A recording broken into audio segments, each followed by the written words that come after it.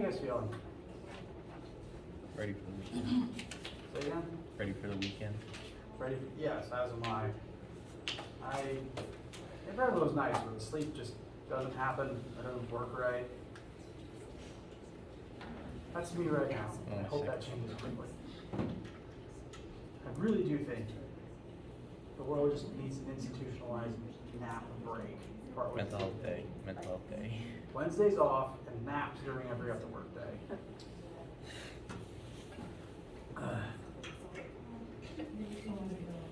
All right. So, today is Friday, October 29th, which is only of note because Halloween is this Sunday. Have a nice, fun, safe time. Today is the last officially scheduled day for the test, so if you haven't taken it yet and you can't take it today, email me immediately. Next week, normal week, lecture, in-person lab, keep all that on your radar. Today, in addition to any test-related questions that you have, we're going to continue moving through Chapter 6. We'll finish up with most of Chapter 6 material by today, so that will leave you with most of the tools that you would need to work on Chapter 6 homework over the weekend, or if you start it next week. There'll be one more part of Chapter 6 that we'll probably talk about on Monday. So, any questions from you guys about anything, be they related to the test, or Chapter 6 momentum stuff, or anything random?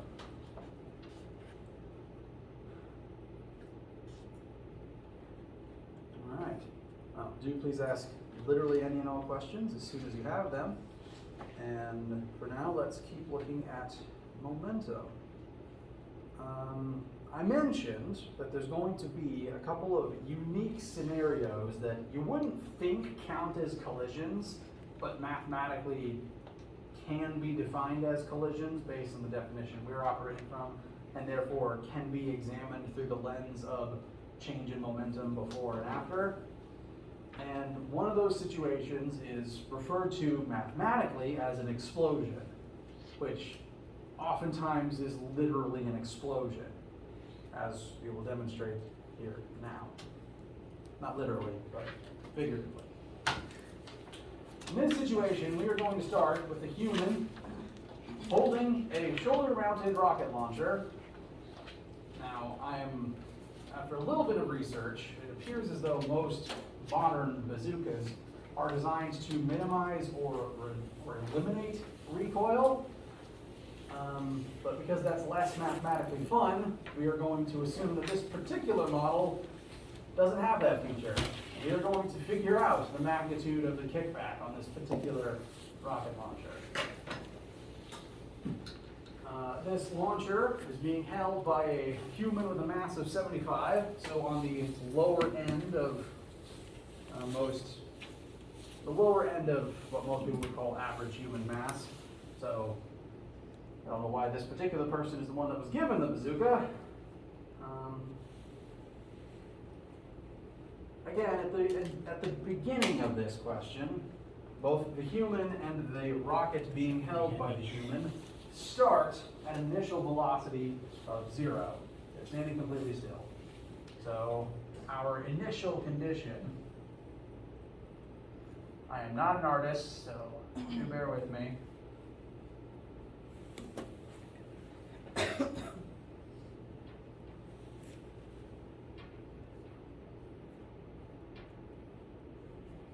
A human holding the rocket launcher, and nothing's moving. How much momentum should there be in this part of the situation?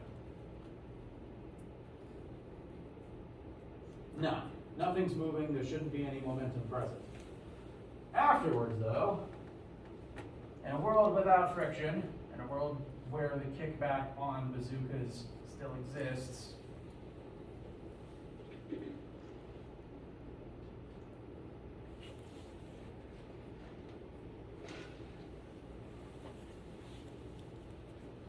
after the launch, both the rocket in the bazooka and the human that was holding the launcher are going to be thrown away from the site of the explosion.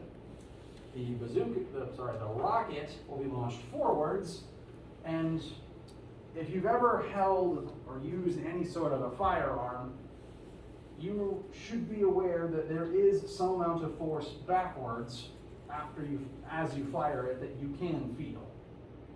Now, for most, say, conventionally available firearms, the bullet is so small that the exchange of momentum, the bullet has forward momentum, and you are going to be given backwards momentum equal to the same amount. Because of the difference in mass, that you're really not going to be thrown backwards very far. This is an extreme version. And I like to take the numbers up higher so that we can get a sense of scale for how ludicrous they can get. So we're starting at 0 momentum, which means that however much forward momentum this rocket has, the same amount of backwards momentum is going to be delivered to the person who fired it. Momentum has to be conserved, which means that if there's 0 momentum initially, the final momentums must still add up to 0, which means that they have to point in the opposite directions, therefore they will add up to 0. This is why in an explosion, things tend to fly in all sorts of different directions, because the momentums will all add up to 0 when you take into account every single different direction that things fly away in. Questions so far? All right. So mathematically, an explosion like this one is a collision, and we're going to mathematically treat it as such. For the variables that we were told, we have the mass of the rocket itself. That's 15 kilograms. We know the rocket's final launch velocity at 81 meters per second. That is the average listed speed of a modern bazooka rocket. And this number is not this number is not listed numerically in the question, but what would the rocket's initial velocity be? 0. It wasn't moving. So velocity rocket initial, we're going to set it to 0. We were told largely the same information for the human. Mass human, I call that 75 kilograms. We don't know the human's final velocity.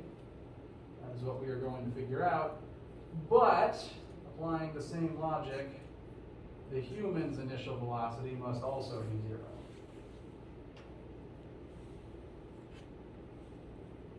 So these are the things that we know, and the one thing that we want. We have our picture, and we have our starting point.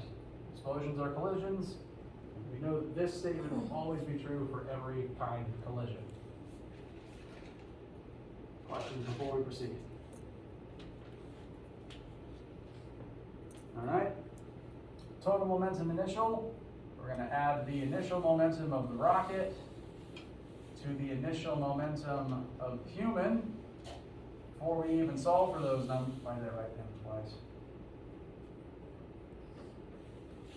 Before we even need to plug anything in, what do we know that this whole side is going to equal to? 0. Nothing's moving before the explosion, so the total initial momentum is 0. This whole side is going to become 0 in a minute. On the after side, you'll have mass rocket times velocity rocket final plus mass human times velocity human final. What we're doing is taking the statement of total momentum, and we're literally just adding each initial momentum together. So this is momentum of the rocket initially, momentum of the human initially, added together to create the total. When we start plugging in numbers, we will find that, as expected, the left side is going to become 0. Rocket mass times initial rocket velocity plus human mass times human initial velocity. Whole left side is just going to become 0, as expected.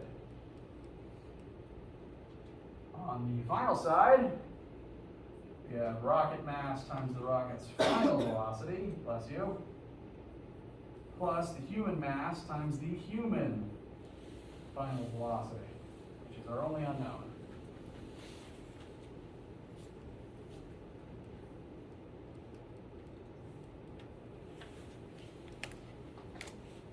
So we should be pretty set to find the velocity human final. As we begin simplifying, that entire left side is just going to break down to 1. Sorry, I don't know why I said that. It's going to break down to 0. Both terms are 0, 0 plus 0 is 0. So the right side is also eventually going to add up to 0. What's 15 times 81 when we do this? 1215. 1215. And that's going to leave us with 75 times VHF. So it's not much more work to find VHF. There is one thing to be aware of as you get to that answer. But No, nothing else stretching. oh. First thing we're going to need to do is subtract 1215 from both sides. That's going to make our left side equal to negative 1215.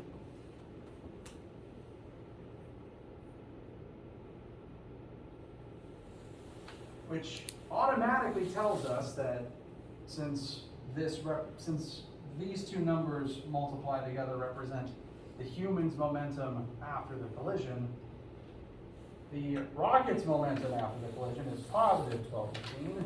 The human's is negative 1215. Because within this collision, the human gained the same amount of momentum as the rocket, just in the opposite direction. That's the only way that the two numbers could add up to 0, is if they were equal and opposite.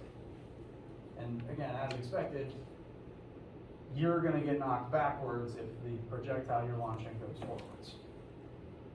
So this matches our expectations. The negative is good. What is our final answer going to end up being? 16.2. I should know it's time to get a haircut when I have to move my hair off of my ears to be able to hear anything.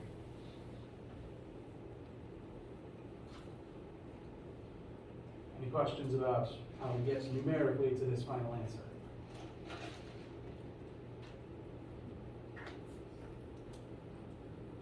All right.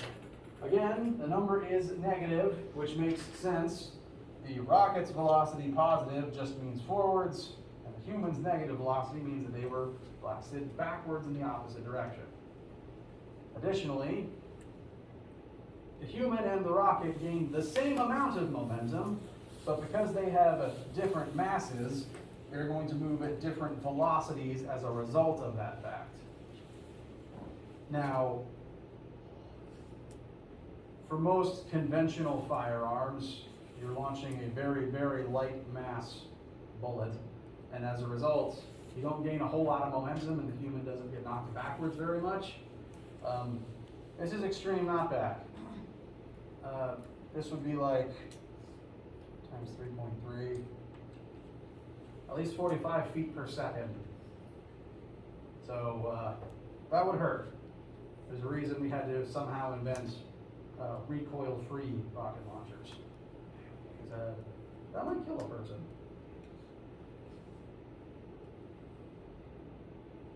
Questions?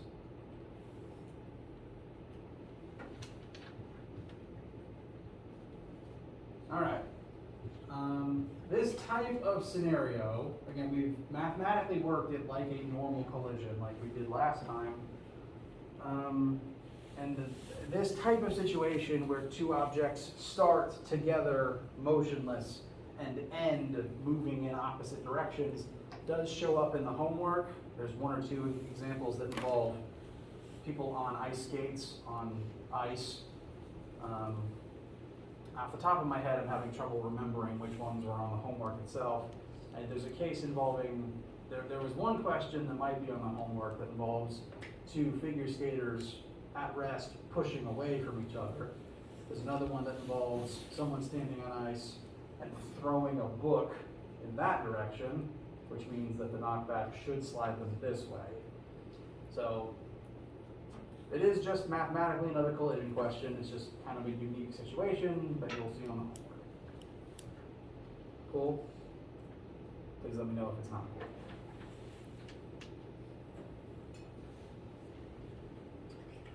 All right.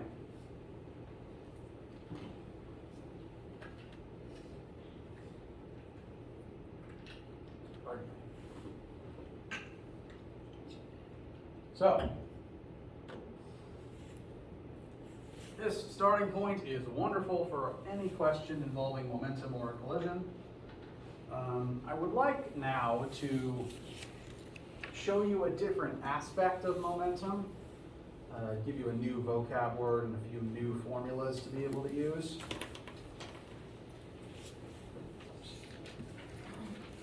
Momentum itself, as we have been using it, is calculated as mass times velocity. And I mentioned that Newton is one of the people whose research informed a lot of the way that Western math uses momentum and calculates momentum. And one of the things Newton is most famous for is Newton's second law, which can actually be rewritten to incorporate momentum into it. Turns out the entire time, we thought Newton's second law was just about force. It actually can also be about momentum at the same time. The same formula can just be transformed by plugging a few different things into it. Turns out Newton was working with momentum the entire time. So momentum, just the instantaneous momentum that an object possesses in a given moment, is equal to its mass times its velocity. But every time an object gains momentum, or more specifically, every time an object changes momentum, there had to be some interaction which imparted that momentum into that object. We tend to think of these interactions as collisions, and every single collision involves some amount of force. You can't collide with something and there not be forces present. There has to be some force that knocks the human backwards in this situation. So all collisions have forces involved. There is a connection between momentum and force. And Newton's second law has been that connection all along. We've been writing Newton's second law as force equals mass times acceleration. I've got the classic version right here. And with very little effort, we can reframe that to be in terms of momentum. What's another way of writing acceleration? Change in velocity over change in time. So we could rewrite Newton's second law as mass times change in velocity, all divided by change in time. Well, mass times the change in velocity is one way of describing the change in momentum. Normally, if an object speeds up, when an object's momentum changes, that's because its velocity changes. Very rarely will you find a situation where something's velocity stays the same, but its mass changes, because then you're kind of changing the object itself. Masses don't really spontaneously change much. So the most common formula for change in momentum is mass times the change in velocity. So we can combine the m and the delta v to form change in momentum. Therefore, our formula has shifted from F equals ma to F equals delta rho over delta t. Same formula, tells you the same things, but it's a different way of looking at it. Anytime you exert a force on an object with mass, it is going to accelerate. That acceleration necessitates a change in velocity. Therefore, the momentum of the object would have to change in that interaction. So ergo, force on an object will equal its change in momentum over the time that that force is applied. We haven't delved into it very much, but technically, every collision only lasts for a certain fixed amount of time. That time might be an incredibly small number. Usually it takes less than a second for a car crash to begin and complete. So it's a small amount of time, but it is still a finite number of seconds. Maybe milliseconds, but still finite number. There is always a time for every collision and a time that every force is applied. Whenever you exert force on something, you're only doing it for a certain number of seconds. So, force equals change in momentum over time. Every time you exert force, you're changing the object's momentum based on how long you're exerting that force. Any questions so far?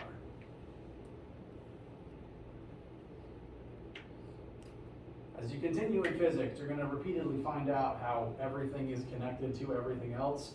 It's kind of a wonderful, wacky universe we live in. There's one more thing to be aware of as we're starting to talk about the change in momentum of an object. I blame Newton for this, because he seems to have done a lot of the work on momentum we're still using. You can write the change in momentum in one of two ways. Delta rho is all fine and good. It's literally the change in momentum. It uses the same notation we would assume, usually. But because Newton thought that the change in momentum was so important, I'm blaming him. I'm assuming it was him. He decided to give it its own name and variable. So change in momentum can also more specifically be referred to as impulse. Whenever momentum changes, you have undergone an impulse, and the magnitude of the impulse is equal to the change in momentum. And again, for no good reason that I can understand, the variable for impulse is a lowercase j. This is supposed to be a j. It's got the little hook underneath it. It is not an I, because that is reserved for the imaginary number. And I don't know why he picked J. Maybe he had a friend named Jim Pulse. It's the only way that I can remember is just calling it Jim Pulse, like rho mentum. But it is this, we can use impulse as a specific name for change in momentum, so it has its own formula. Impulse is equal to force times time, which is equal to change in momentum. And usually, change in momentum can be further clarified as mass times change in velocity. So, circling back to the other work that we did. Any questions? All right. We'll pause here for a second. I'm going to get a sip of water and let this information digest before we utilize it in at least one example today. Look at a collision specifically through the lens of impulse and the forces involved. So, water, restroom, now's a good time.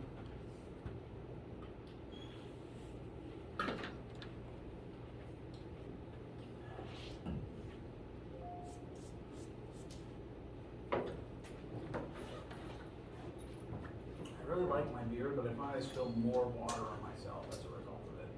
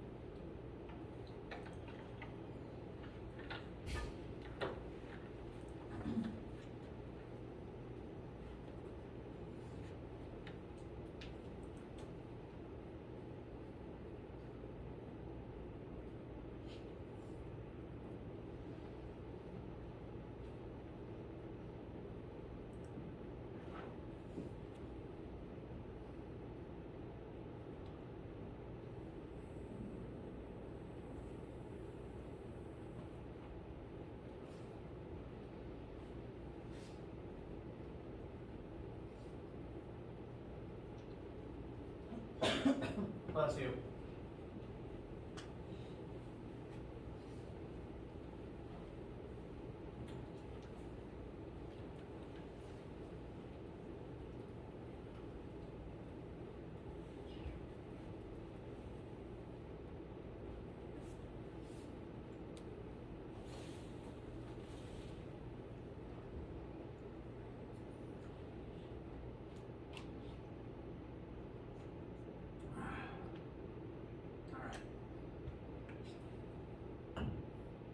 You guys feel?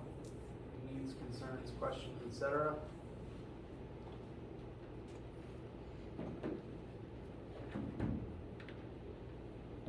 Alright. So, let's look at a situation in which momentum of an object will change, and specifically examine it through the lens of impulse and the force involved in that interaction. And a good common example for that is baseball. Just to check quickly, has anyone not heard the name Babe Ruth before? Okay, just checking. So, famed baseball batter, that is the word, right? I don't sports Heavy ball hitter. much. He was a heavy hitter. Heavy hitter? Yeah. Thank you very much. Famed heavy hitter Babe Ruth is going to do what he does best and hit a baseball with a bat. Specifically on this particular day, I believe this example was written based on an actual event. The fastball thrown at Babe was moving at 44.7 meters per second, and the mass of an average baseball is 145 grams. And Babe Ruth knocks it straight back at 69.4 meters per second, which is very impressive. Baseball is scary. Now, additional piece of information, I imagine this number would have had to have been probably researched or calculated after the fact. The ball was in contact with the bat for a total of 0.71 milliseconds. Collisions do not take a very long time to occur. This specific collision took a very short amount of time to occur. That is far faster than a human can blink, and probably faster than a human can form a thought. At least a coherent one. And the first thing we are asked is, what was the ball's impulse in this specific situation?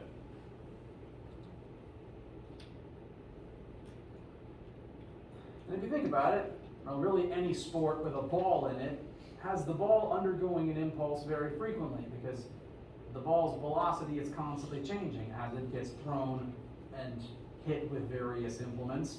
So sports is a very good place to study impulse. Let us list the variables that we know at the beginning. There's only one object we're examining right now, and that is the ball itself. So we'll just list the one mass of the one ball as 145 grams. Are we going to keep that in grams? No. What are we going to turn it into, and how much will it be? Kilograms. Very good. So divide by 1,000, 0.145 kg for the baseball. Now the ball's initial velocity is 44.7 meters per second, and the ball's final velocity is 69.4 meters per second.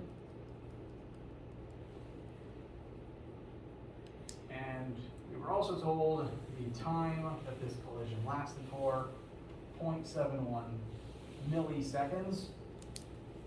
We go ahead and let you know that seconds is technically the metric unit of time that all formulas are designed to accept. So we do want to convert this into seconds.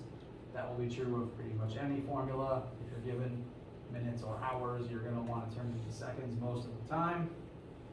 And so 0.71 milliseconds should become 0.00071 standard seconds.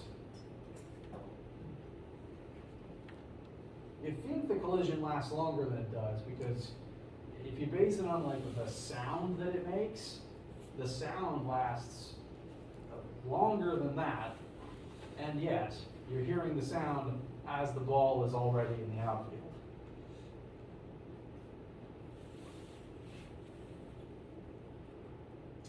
So, this is all the numbers that we were given.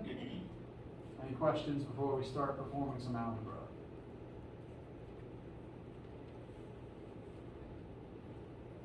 All right.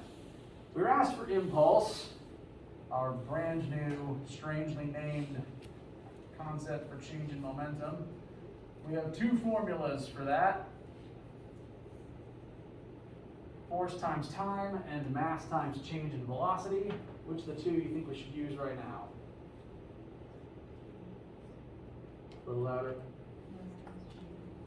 Very good. We know the mass and we know its final and initial velocities. We'll revisit the other part in a minute. So impulse, you'll find with mass times change in velocity.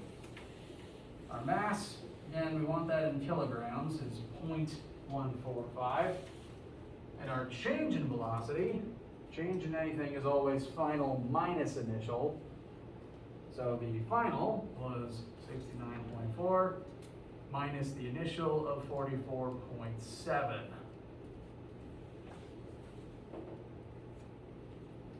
Are we now good to go to proceed?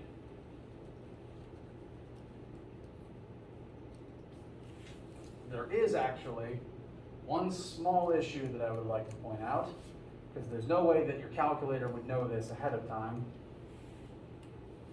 Looking at the situation present here, what is the actual change in velocity of the ball? Give me a quick calculated number real quick.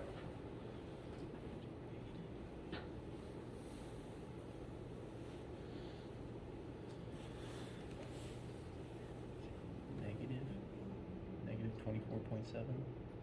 Almost.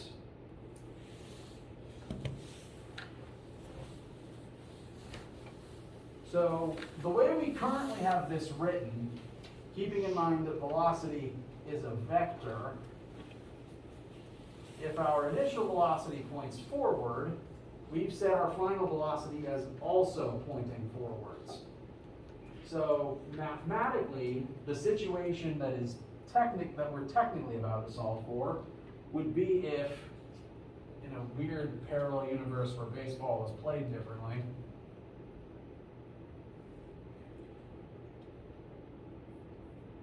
the ball is thrown towards the batter and the batter knocks it harder towards the stands in the same direction. That's the only way that the ball would be moving in the same direction after the collision.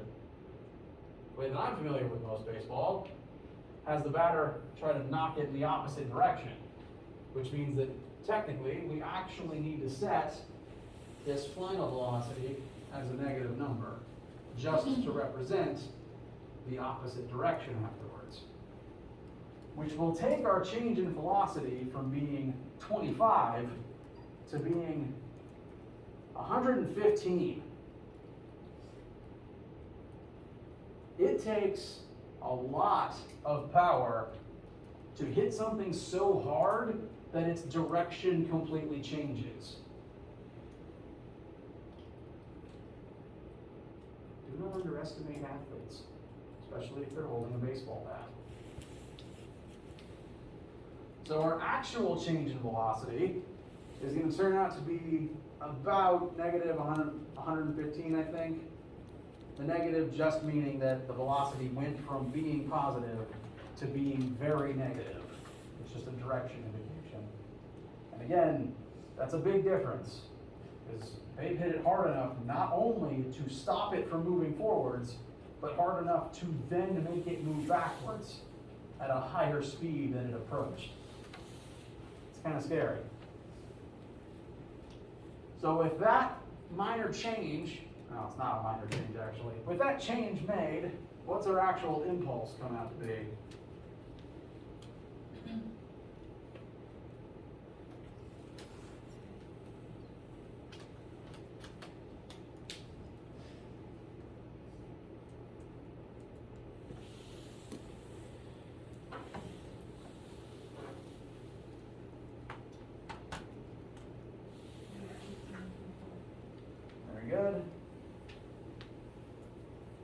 0.54? Matt, I don't remember. I didn't hear you very well. Yeah. All right, thank you. And because impulse is the change in momentum, the units are the same as the unit for momentum, just kilograms times meters per second. So that is our impulse, and the negative is correct. Impulse is also technically a vector, because it's the change in momentum, which is also a vector. In this case, the negative sign tells us that the ball's momentum became more negative. The impulse pointed this way, so the ball's momentum would shift this way. So that tracks with what we'd expect. Now that we know the impulse, we can look at the second question. What is the average force that Babe would apply to the ball using the bat? We now know the impulse. We also know the time the collision lasted, which means we can go back and use the other impulse formula now. This will tell us the force it took to give the ball that much impulse in that amount of time. Any questions first? All right. So, impulse equals force times time. Impulse is negative 16.45. That'll be equal to force times 0.0071, close parentheses. Is that answer going to be big or small?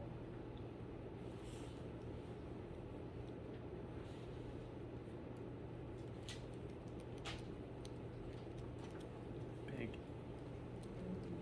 Very, very big, and also negative, because in order to make the ball turn around and go that way, you'd have to exert a force that way. So the negative reminds us of the direction. How much force do we end up looking at here?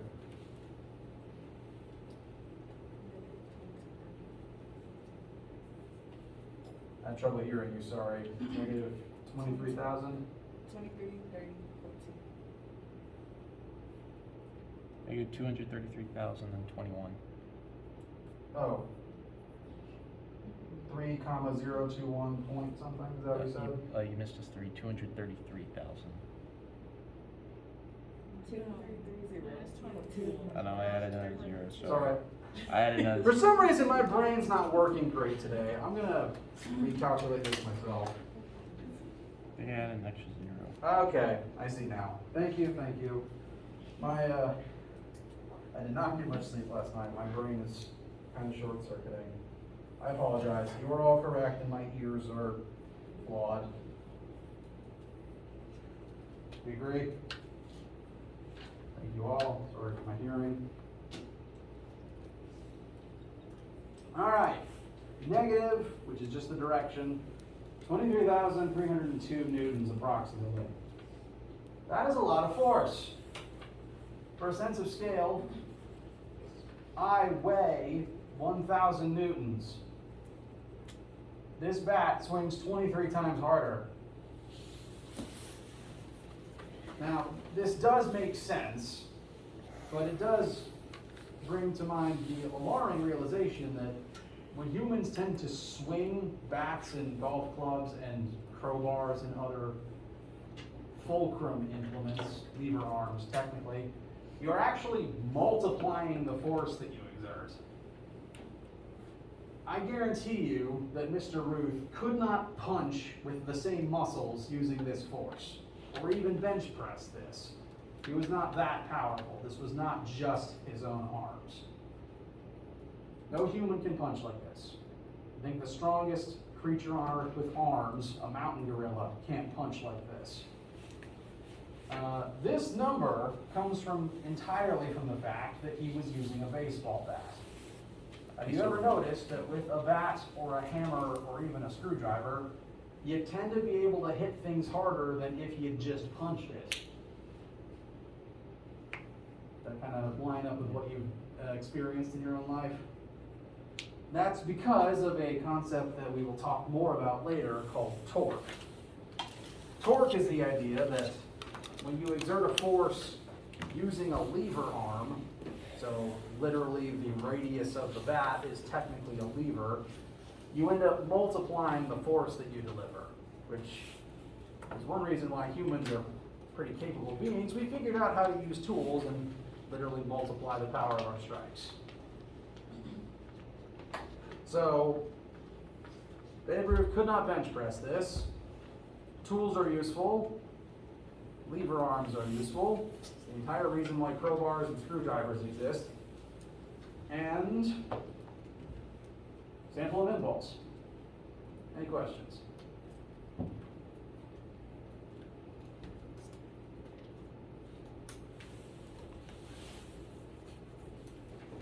All right.